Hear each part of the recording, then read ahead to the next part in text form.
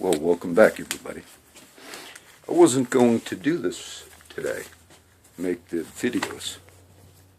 As a matter of fact, I drove to San Antonio and I made a video on the book of Acts, chapter 3, right by the Alamo Dome, instead of doing issues.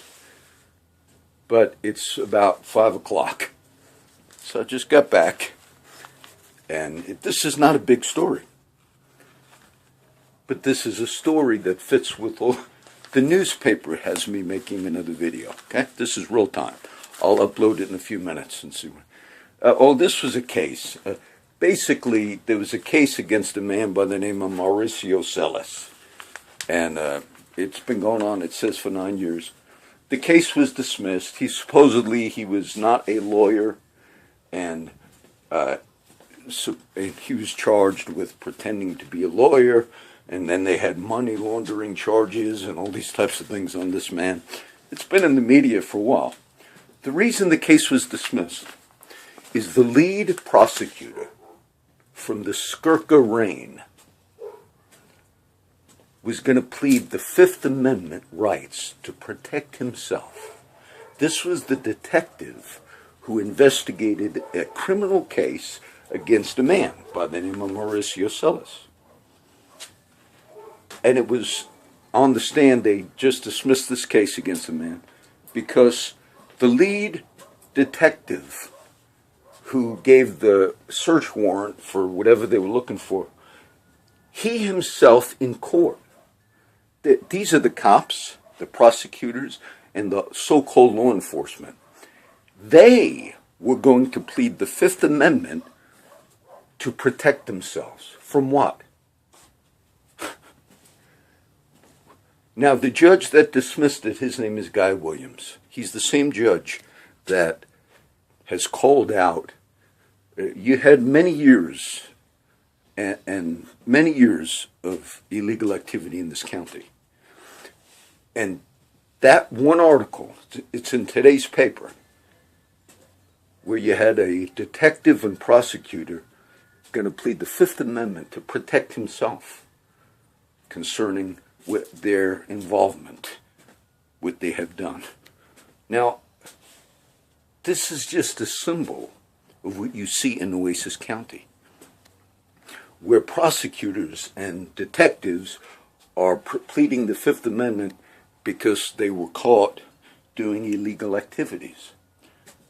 But whenever they do these illegal activities, in many of the cases, Gaitan, Hayden case, getting medical examiners to lie, to change their testimony over and over, documented. Washington Post did articles on, quote, the flash bomb incident of Corpus Christi, over and over. It's nonstop here. And then these guys just keep rolling. That's the problem. That's the problem we have here. They're unstoppable with corruption here and criminal acts.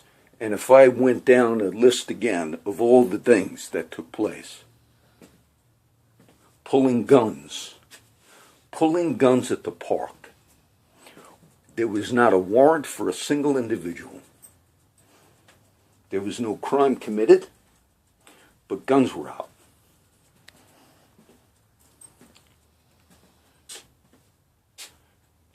I'm glad that, which case was I going to talk about?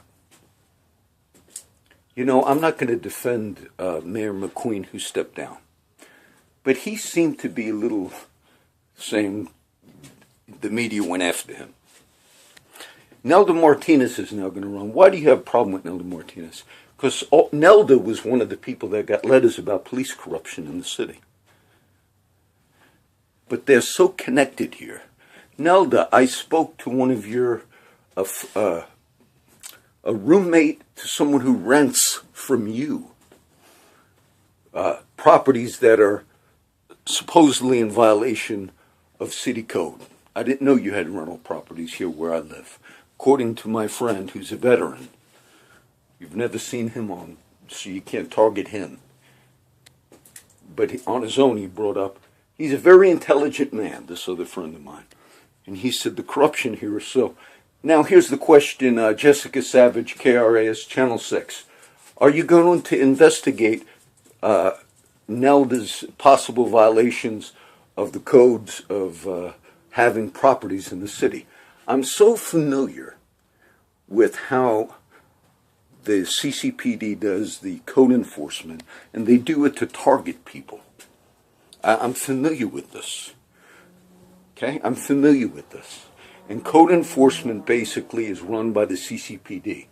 So when they want to target people for various reasons, there's a woman, a widow lady living where I live in the subdivision Turtle Cove.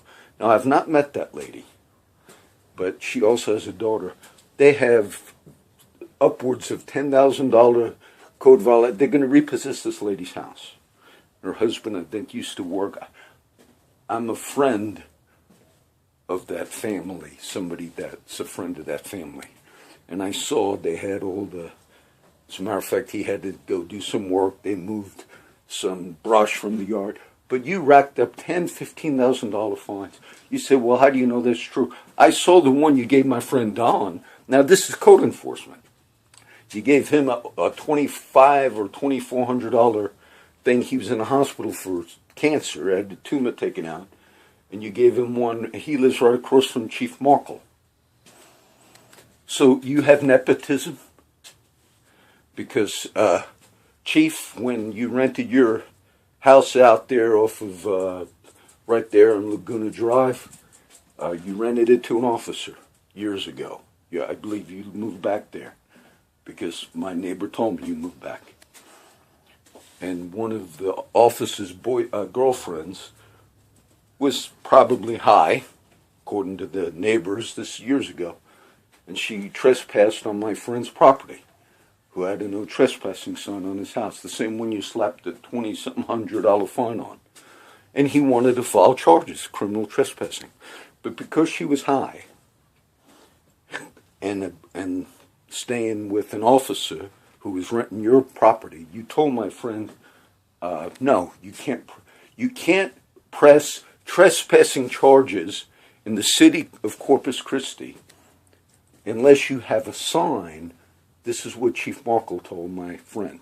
Unless you have a sign that says that's bought by the city of Corpus Christi. Are you saying, Chief, that somebody could break into my home? But unless I have a sign purchased by you, what you did is you covered for a cop. What about nepotism, Jessica Savage? What about nepotism? Meaning he did a favor because he had, it was one of his people. And sadly, when Chief Simpson died, you had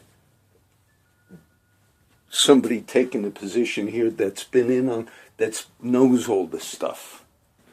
And so you have selective targeting of people, even with this silly thing of code enforcement. Because you put notices on how, I got one when you came through Turtle Cove area. And the notice that you put on the homes is, if you don't resolve it within 10 days, we're going to put a lien on your property. You know, you have run people out of this city over that. So today, in the paper, it might be a simple case. I'm not defending Mauricio Celis, but Judge Guy Williams knows. He knows the corruption, and I would not be surprised if you did not target that judge, because that's the way you operate here. Do you know the murder of Judge Tom Greenwell, which you put down as a suicide in this city? That made it to national media questioning whether there's a cover-up in the murder of Tom Greenwell, which has gone down as a suicide. That made national coverage because I posted it. It made it to national news, and the article I read in national news questioned whether or not the corruption is so bad in Oasis County that you covered up a killing of a judge. His name is Tom Greenwell. And the first time I ever heard that, I believe the media reports that it was a suicide. But it's highly odd for a judge to have a weapon in his chambers after hours, I'm assuming, and shoot himself. And national media questions that. and you were supposed to put out a statement. There was supposed to be an investigation done, and you never put that out. You never put the final thing out. Now, Judge Guy Williams, I noticed when the new district attorney got into office, whose name is Mark Gonzalez, Mark Gonzalez was appointed to some state boards. Supposedly he's a very good lawyer, defense attorney. Mr. Skirka, when he was running against Mark Gonzalez, tried to paint him almost like he was a criminal. It's an amazing thing. Under Skirka's prosecutors and DAs, you got them in today's paper pleading the Fifth Amendment in a criminal case that you yourselves investigated, and the detective that did the search warrant in order to protect himself from criminal acts. These are the prosecutors in the DA's office that are pleading the Fifth Amendment before Judge Guy Williams to protect themselves from criminal activity. That's where you plead that. You're not talking about defense. You're talking about the prosecutors. You're talking about the so-called law enforcement within Nueces County themselves pleading the Fifth Amendment. Case after case after case, documentaries here. Mr. Skirka tried to make Mark Gonzalez look like he was a criminal. That's how they did that campaign. Mr. Skirka is good friends with the chief, Markle.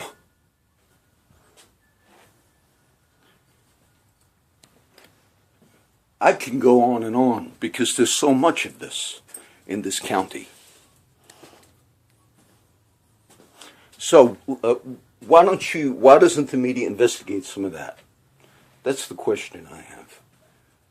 When the exposés came out on Mark Skirka, you say, John, he's no longer in office. He committed criminal acts, which was subornation of perjury, lying under oath, retaliation against his prosecutors.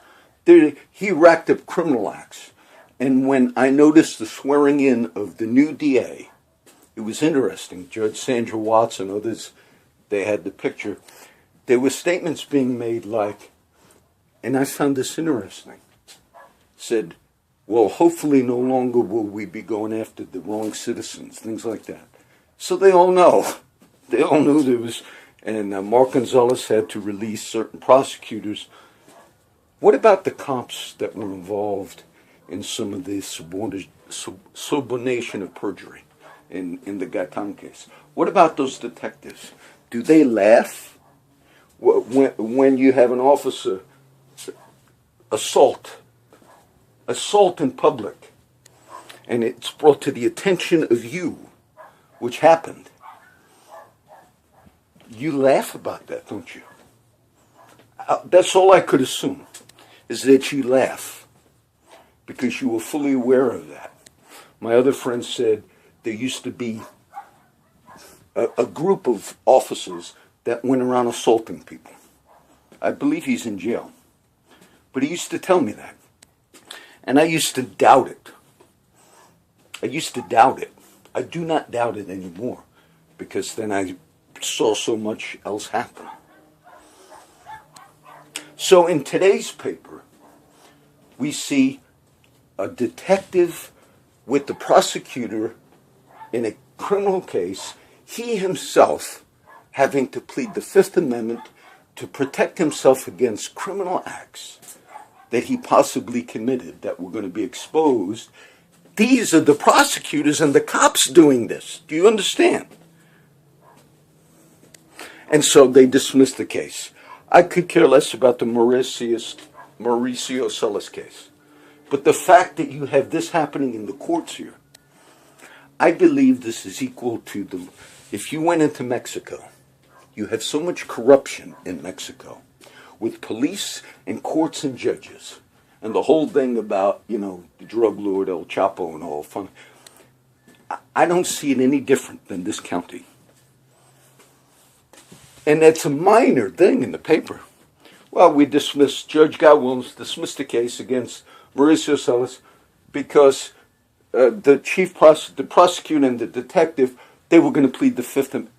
You were going to plead the Fifth Amendment to protect yourselves? Meaning you're admitting you basically are criminal is what you're admitting in that. And what happens to these men, John, after they're caught? They go after people. I hope Judge Guy Williams is not found shot and then later it's ruled determined that he committed suicide. Because the national media questions what happened to Tom Greenwell. The national media questioned that. And the first time I ever heard anybody mention to me that they felt Mr. Greenwell, a judge, was shot by corrupt people within this community, not criminals, meaning they have positions of authority. The first time I ever heard it was a few years ago. I went to a local flea market called, what is the name of it? The Trade Center off of SPID here in Corpus Christi. I was with my daughter that day. And we were just shopping. It was like on a weekend, whatever day. And then I went to the religious or Catholic stand. And I was just looking around. And I spoke to the lady that was running the stand. Now, she does not know me. I did not know her until that day. Matter of fact, I've never seen her since. But I know she wasn't lying because she didn't know me except when we started talking.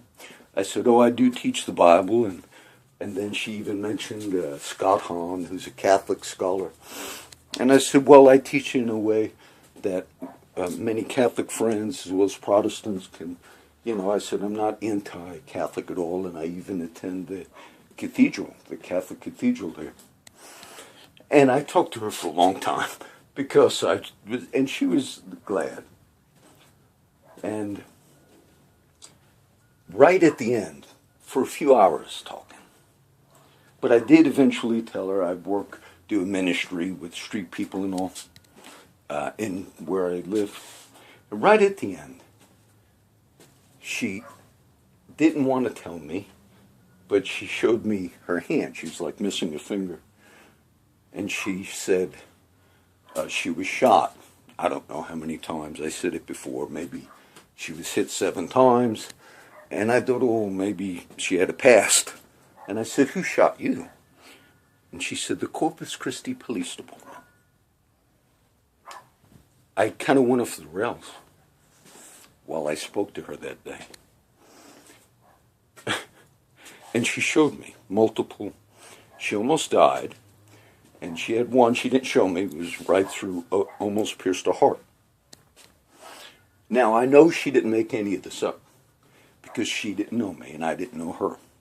And she was hesitant. But when I told her I work with street people and all, initially when she said she was shot, I thought maybe she had a past.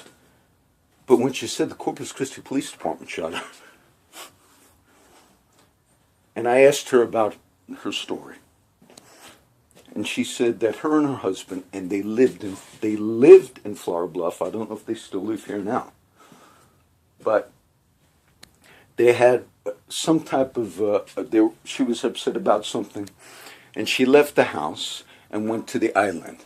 Now, how many years ago, I talked to her a few years ago, this might be 10 years back where this happened. This is the God's honest truth. This is what this woman's testimony was to me. And she said she had an argument, and her husband called the police like they were worried. Maybe like a suicide type thing is what I was understanding, because she went out to the beach, and she had a gun. And it made me sound like it was like a suicide thing, like she said, I'm going to go kill myself, something like that.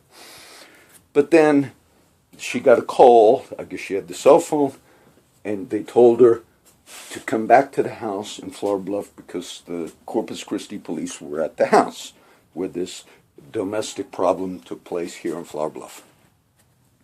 Now, she said when she got back to the house, she was on the phone with the dispatcher at the CCPD, which was a lady dispatcher. I've worked with dispatchers before, okay? Sometimes they're civilian dispatchers and they get you. And she said that the lady on the phone, she was talking to the dispatcher for CCBD, and they knew she had a gun in her vehicle. And the dispatcher, this is what the woman told me. The dispatcher said, take the gun from off the dashboard, put it on the floor, or just put it down.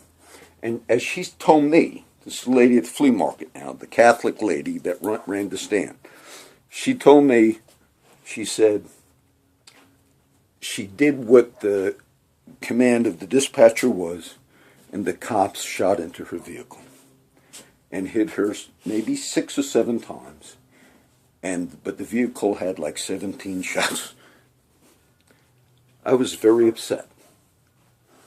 I never verified her story, but I know she didn't know me, this woman. I was very upset. She said her husband, they put her in jail, and they held her there, and they wanted her to admit to something. Maybe like admit that she threatened a cop, maybe. So the shooting would be justified. Now, she almost died, and she showed me the wounds she had. They were pretty severe. She didn't show me the one by her heart, but she said she almost died. But she sat in jail because they wanted her to say she had threatened a cop, and she said she did not. But it looks bad if you're a police department, you shoot like that at a lady. And so sometimes to cover up, you have to get, well, she said she sat in there for many months. They had her in isolation. Here, though, at the county, waiting. And her judge was Tom Greenwell. Okay? This is the first time I ever heard where there was suspicions that Tom Greenwell was shot and killed because he didn't cooperate. It's the first time I ever heard this. And it came from her. But she said eventually the PD told her husband they wanted her husband to press charges against the wife, to make a complaint. Now, I don't know what exactly it was, but she said, her husband said, no, I'm not going to make a charge against my wife. I'm not sure what they asked him to complain about the wife, but she said that they told the husband, they had kids, I guess, at the time. They said, if you do not press charges against your wife, CPS is going to take your kids away and you're going to go to jail too. That's what the woman told me. Yeah. And the reason I'm recounting this is about the judge that was killed here. And then her judge was Tom Greenwell, and she said after she was in jail for maybe 6 months, maybe longer, and they just had her there trying to get her to admit to, like she was a threat to the police because they had shot her. She said when it went before Judge Greenwell, she said he looked at it and understood that this was sort of like the Rosas case. This wasn't a criminal, Mr. Rosas, who they did the flesh wound. And she said the judge saw through it. And he didn't follow along with what the prosecutors and cops and all wanted to do. The same group who just pled the Fifth Amendment before Judge Guy Williams to protect themselves from criminal activity. This is the law enforcement in this city. She said Judge Greenwell released her. Then, that's when I said, I remember he had committed suicide. And she looked at me and said, no, they killed him. That's what she told me. It's the first time I ever really questioned. And then I posted on it, there was national media that questioned the official account of a judge being murdered or shot in his chambers in Oasis County. And then today you have that same group pleading the Fifth Amendment, the prosecutors and detectives pleading it to protect themselves from criminal activity. And they're still on the job, basically admitting, yeah, we're criminals, in an official hearing. So when the new DA made it in, just the statement says they talked about it. they were basically saying things like, hopefully the reign of the Duval reign is over. The question I have is, who's going to investigate the criminality that went on for all those years? Who's going to investigate that? Because these guys might be out of office, but I don't know who shot Greenwell. But they never came out. And I question, Nueces County is ranked second most corrupt county in the U.S. of A. I gave you that before. Not second most state, which, that would be a much smaller pool. But county, the one that was ranked the most corrupt at the time of the rankings was Dade County was number one. Nueces County became number two. Past all the areas of Chicago, New York City, areas where I grew up, mafia country. No, they're considered pure next to this county. Okay, so I'll upload this. But what you see here in Nueces County, you see a whole history of it. That's what you see here.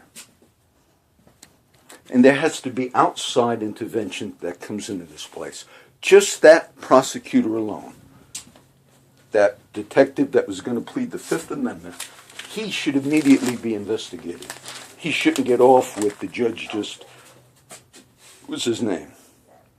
The lead investigative officer with the prosecutor's office pleaded his Fifth Amendment right in order to not testify, said Matthew Manning, first assistant DA.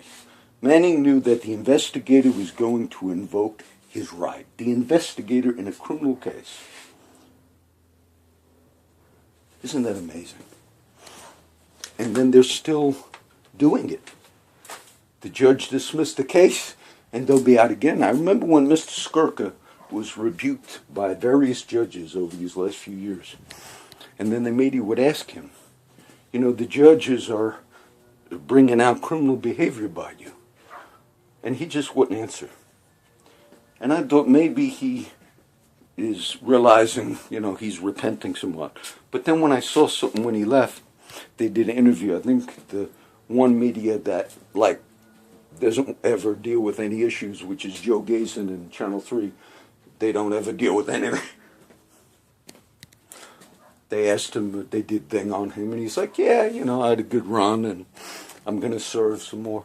No, there was so much corruption that he engaged in, that man. So today, you saw one thing in the paper. I wasn't even going to, I did, like I said, Acts 3 in front of the Alamo Dome. That will go up on the Acts study. But just got back, read the paper. And maybe the average person might read that and think, oh, the detectives and the law enforcement, they're actually themselves pleading the Fifth Amendment, but they're not on trial. No, they're pleading it to protect themselves because they knew they were involved in criminal activity. Whether it's subornation of perjury, lying about evidence, threatening people, planting Xanax on veterans. And then they plead the Fifth so they could continue. No, these people need to be brought on charges. They need to be brought up on charges when they retaliated against people in their own office. All right, let me just post this one right now. We have a lot of questions.